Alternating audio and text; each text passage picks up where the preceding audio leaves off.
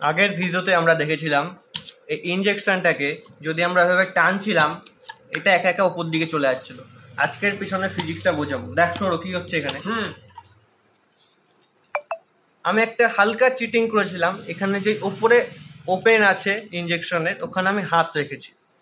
এবার নর্মাল কন্ডিশনে যখন এই সিরিঞ্জটা উপর দিকে আছে তখন এর মধ্যে কোনো বায়ু নেই। কি নেই এখানে? বায়ু নেই। তো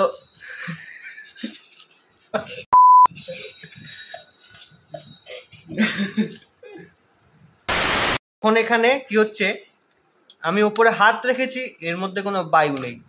তাহলে যখন আমি এটা টানবো বায়ু ঢুকতে পারবে না। তাহলে ভেতরে কি তৈরি হবে? একটা লো প্রেসার তৈরি হবে। কোন জায়গাটায় বলতো? এই জায়গাটা। কোন জায়গাটায়?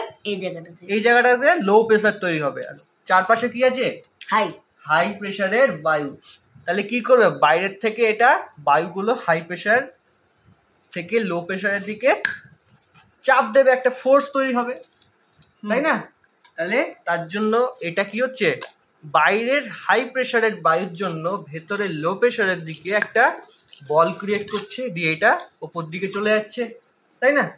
এবার এটা সৌরও পারবে, কারণ ও বুঝে গেছে ফিজিক্সটা।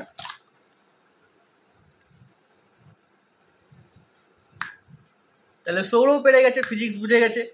তোমরাও যদি বুঝতে পারো এর পেছনে কি হয়েছে তাহলে কমেন্ট করে জানাবে।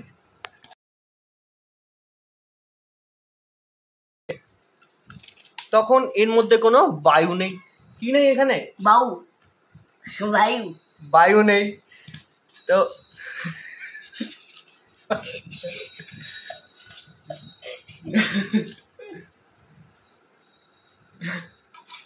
আচ্ছা